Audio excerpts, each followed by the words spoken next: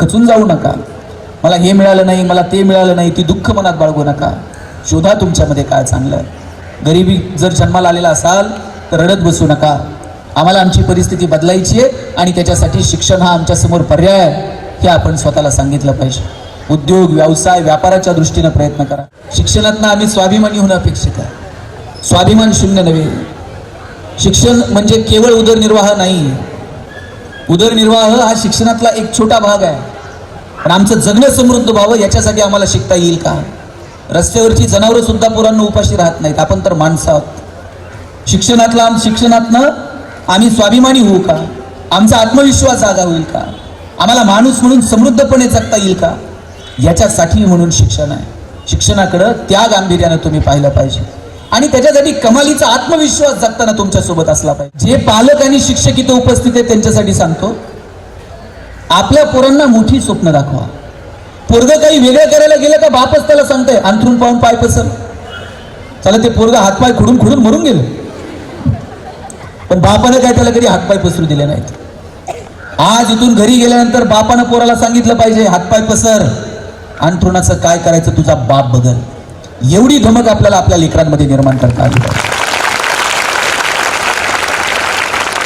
आणि जी पोरं गरीब कुटुंबात जन्माला आली आहेत ना त्यांना सांगतो, रडायचं नाही, मोठी स्वप्न बघायची, मोठं होण्यासाठी धडपड करायची, पण आहे त्या क्षणांमध्ये दुःख न मानता आनंद घ्यायला शिकायचं. बागेतलं गोरीला माकड मेलंय.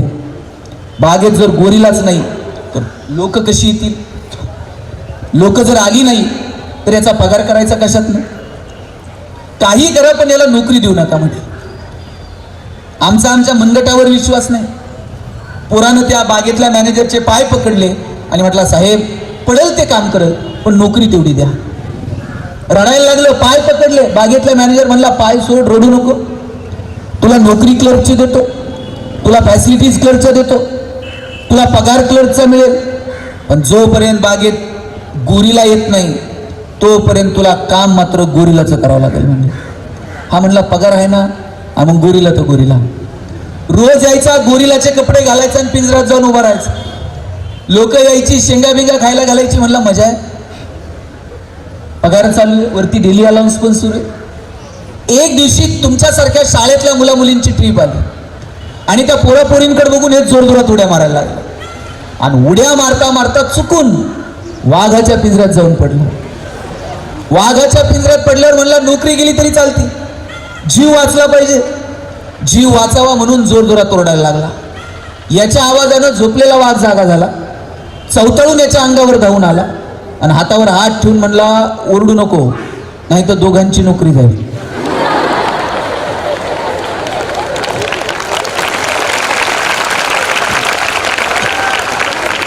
नंतर कळलं गोरिलाच्या भूमिकेत BSc झालेलं होतं, वाघाच्या भूमिकेत MSc झालेलं. शिक्षणातनं आम्ही स्वाभिमानी होणं अपेक्षित आहे. स्वाभिमान शून्य नव्हे. शिक्षण म्हणजे केवळ उदरनिर्वाह नाही. उदरनिर्वाह हा शिक्षणातला एक छोटा भाग आहे. पण आमचं जगणं समृद्ध व्हावं याच्यासाठी आम्हाला शिकता येईल का? रस्त्यावरची जनावरं सुद्धा पोरांना उपाशी राहत नाहीत. आपण तर माणसं आहोत. शिक्षणातनं आम्ही स्वाभिमानी होऊ का? आमचा आत्मविश्वास जागा होईल का? आम्हाला माणूस म्हणून समृद्धपणे जगता येईल का? याच्यासाठी म्हणून शिक्षण आहे. शिक्षणाकडं त्या गांभीर्यानं तुम्ही पाहिलं पाहिजे आणि त्याच्यासाठी कमालीचा आत्मविश्वास जगताना तुमच्यासोबत असला पाहिजे. मला एक सांगा, जंगलाचा राजा कोण आहे? आणि जंगलात सगळ्यात ताकदवर प्राणी कोण आहे? अशी लात मारली तर झाड पाडून टाकल. आणि जंगलामध्ये सगळ्यात धावतो कोण फास्ट? आणि जंगलामध्ये सगळ्यात उंच कोण आहे? आणि जंगलामध्ये नाचतो कोण छान पाऊस पडल्यावर? आणि गातय कोण छान? आता मला सांगा, त्या सिंहाला कोकिळेसारखं गाता येतंय का? मोरासारखं नाचता येतंय का? चित्त्यासारखं धावतंय का? हत्ती इतकी ताकद आहे का? उंटा इतकं उंच आहे का? आणि मग कुणी त्याला जंगलाचा राजा केलं? त्यानं जाहीर केलंय, मी जंगलाचा राजा आहे. आणि कारण काय माहितीये? त्याच्यामध्ये असणारा कमालीचा कॉन्फिडन्स. सिंह सकाळी उठून अशी मान हलवली ना आणि जंगलात असा रुबाबात चालायला लागला ना, असा कुणीही प्राणी पुढून येऊ असं डोळ्यात डोळे घालून सांगतोय, बाजूला व्हा नाहीतर शिकार करून टाकाल. प्रचंड आत्मविश्वास आहे त्याच्यात आणि म्हणून तो जंगलाचा राजा आहे. आपल्यामध्ये तो कॉन्फिडन्स, तो आत्मविश्वास असला पाहिजे की हो आम्ही यशस्वी होणार आहोत. खचून जाऊ नका. मला हे मिळालं नाही, मला ते मिळालं नाही, ती दुःख मनात बाळगू नका. शोधा तुमच्यामध्ये काय चांगलं आहे. गरिबी जर जन्माला आलेला असाल तर रडत बसू नका. आम्हाला आमची परिस्थिती बदलायची आहे आणि त्याच्यासाठी शिक्षण हा आमच्यासमोर पर्याय आहे हे आपण स्वतःला सांगितलं पाहिजे. उद्योग, व्यवसाय, व्यापाराच्या दृष्टीनं प्रयत्न करा. भारत ही जगातली सगळ्यात मोठी बाजारपेठ आहे. सगळ्या जगाला कळालं भारतात आणून काय विकायचं, पण दुर्दैवानं आपल्यालाच कळलेलं नाहीये की आम्ही नेमकं जगात नेऊन काय विकायचं. म्हणून मोठा विचार करा. पुराणं दुबईमध्ये काय होतं मला सांगा. 84-85 पर्यंत दुबईमध्ये फक्त तेलाचे पैसे होते. पण आज जगातला सगळ्यात बिझिएस्ट एअरपोर्ट दुबई, जगातला सगळ्यात प्रॉफिएस्ट mall Dubai. Proper utilization of the resources काय ना ते दुबईमध्ये जाऊन बघावं. मग का आम्हाला पर्यटनात काही करता येऊ नये? का आम्ही वेगवेगळ्या क्षेत्रात काही करून. तुम्ही जेजुरी माहित आहे? त्या जेजुरीला आम्ही गेलो होतो. 4-5 पोरं जेजुरीचे फोटो काढत होते गडाचे. मी त्यांना विचारलं गडाचे फोटो काढून काय करता? ते पोरगं मला म्हटलं दादा किती दिवस बॅनर लावायचे, चलो दुबई, चलो सिंगापूर. म्हटलं मग? म्हणलं मी दुबईत जाऊन बॅनर लावणार आहे, चलो जेजुरी. दुबईतली लोक जेजुरीत आणणार आणि म्हणलं काय करणार? म्हणलं खालून वर गडावर पाय घेऊन जाणार. आणि एकदा का ते लोक घामाघूम झाले मग त्यांना लेक्चर देणार किती कॅलरीज बर्न झाल्या. आणि रात्री म्हणला 2-2 हजार रुपये तिकीट काढून त्यांना जागरण गोंधळ ऐकायला लावतो का नाही बघा. म्हटलं मला हेवा वाटला. आपल्या पोरांना आपलं नाणं असं खणखणीत बाजारात विकता आलं पाहिजे, वाजून विकता आलं पाहिजे. बटाटा 10 रुपये किलोने विकतात, 10 रुपये 20 रुपये किलोने विकतात. आणि वेपर्सचं पॅकेट कितीला घेता विकत? त्याच्यात किती वेपर्स असतात? 2. बाकी हवाच विकत घ्यावी लागते. पण ते पॅकिंग ब्रँडिंगचे पैसे आहेत पोरांनो. आपलं नाणं खणखणीत आहे पण आपल्याला पॅकिंग, ब्रँडिंग, मार्केटिंग हे मात्र करता आलं नाही. आपले आई वडील दिवसभर शेतात कष्ट करतात, तांदूळ पिकवत असतील, नाचणी पिकवत असतील, पण ते विकायचं कसं हे मात्र आपल्याला माहित नाही. थोडीशी व्हॅल्यू ॲडिशन केली ना 2 रुपये जास्त मिळतात, पण त्याचं ज्ञान मात्र पोरांना आपल्याला आत्मसात करावं लागेल. जगभरातल्या लोकांना कळालं भारतात आणून काय विकायचं, पण आपल्याच लोकांना अजून कळलेलं नाही की आम्ही काय विकावं. ते विकता यावं याच्यासाठी आपल्याला शिक्षण घ्यावं लागेल. म्हणून मोठा विचार करा, मोठी स्वप्न बघा. आणि शेवटचे 1-2 मिनिट घेतो. इथं जे जे पालक आहेत, जे जे शिक्षक आहेत, 2च मिनिटं बसा रे पोरांनो.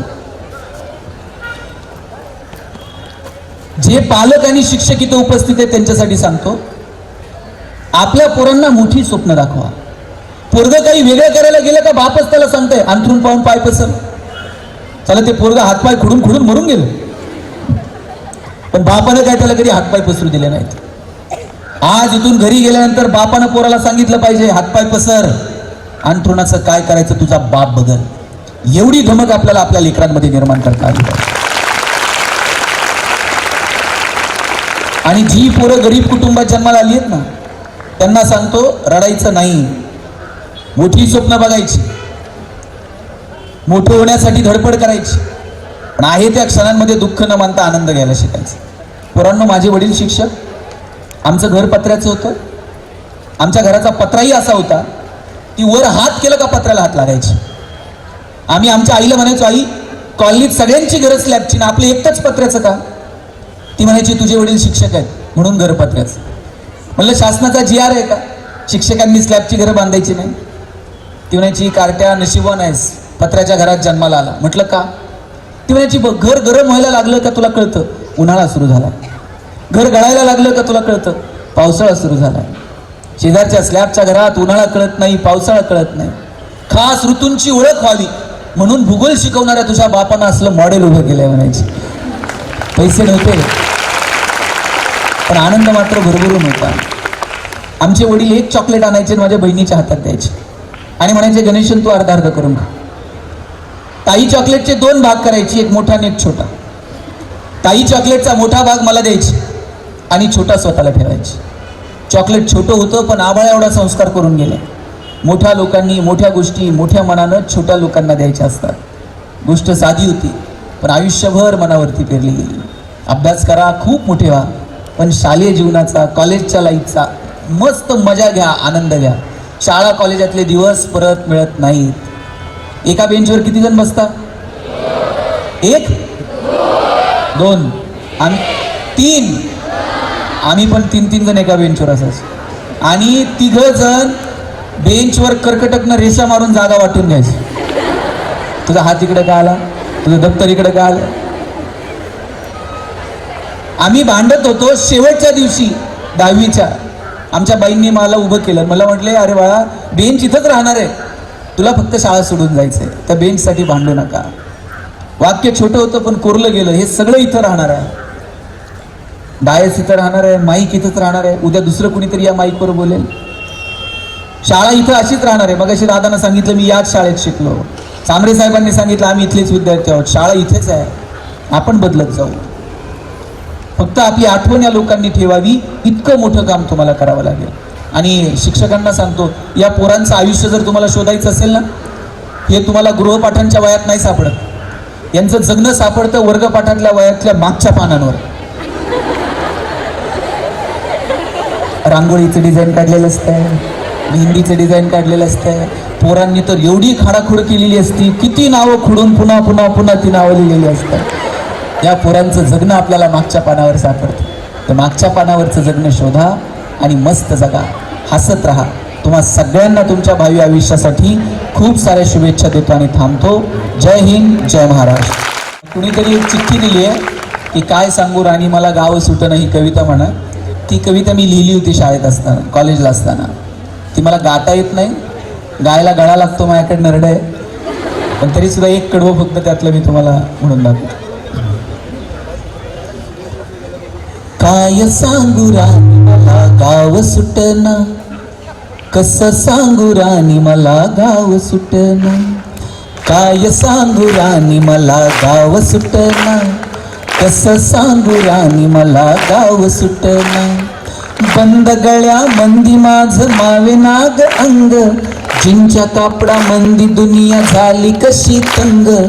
जो तो आहे राणी आपल्या धुंदीमध्ये दंग, माणसांनी माणसांचे सोडले का रंग. म्हाताऱ्याच्या धोत्राची गाठ सुटना, काय सांगू राणी मला गाव सुटना. पारी आली सरी गेली झाली त्याची तारी, पदव्यांच्या ढिगाऱ्यात पाठी राहिली कोरी.